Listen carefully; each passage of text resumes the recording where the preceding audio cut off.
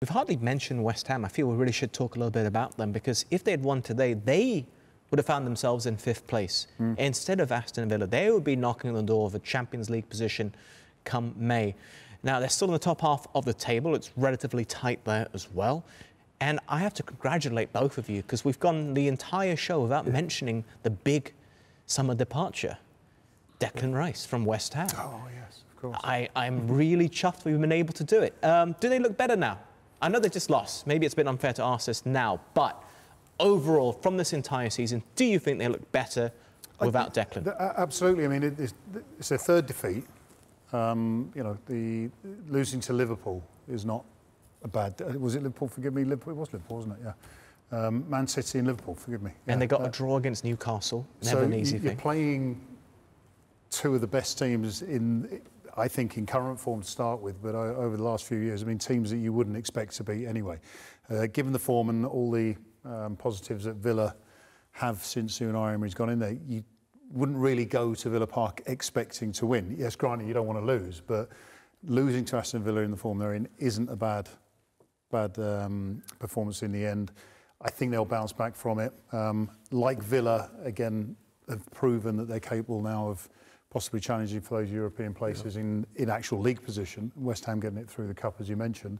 I think West Ham finishing in the top half at the end of the season, long way to go, would be considered a good season. Yeah. They've got to win the Europa League, though. Yeah, and I think what West Ham have done really well is that they've utilised that money from Declan Rice. You know, I think James Ward-Prowse is a great signing for them. Look at his contribution already with goals and assists, and as well, Alvarez, I think, has done well in midfield. Both of them have played just about every single game in the Premier League for West Ham this season. So they've managed to, you can't replace Declan Rice, but they've managed to bring in some real good quality, and maybe a little bit like with Spurs. You know, Harry Kane has left, and the rest of the team have taken on a bit more responsibility collectively.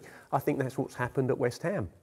Another player I think we should mention, because of his dynamics with Declan Rice, we didn't see the best of him last season, but we're seeing much more of him this campaign.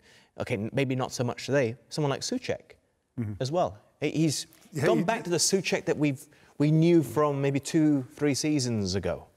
Yeah, I think his highest goal tally for a season is 10. But at this stage of any season, I think he's on 2 at the moment, but that is the best start he's had from his goal contributions. Again, I mentioned the substitutions. He wasn't the player that looked like he needed to come off in that game.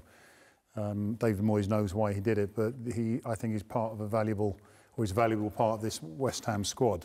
And for everything we're talking, again, positively about Aston Villa, I think West Ham have got the same, but obviously not with the results, or dare I say, with the quality that Aston Villa have got at the moment. Yeah. And I think Souček is playing further up the pitch, because West Ham are playing with 2 holding midfield players, or the way I see it they are, which is Ward-Prowse and Alvarez, who I just mentioned both of those a minute ago. And I think last season I saw Souček as playing slightly deeper, and I think he's a better player further up the park, getting into the box, getting on the end of crosses and that type of thing.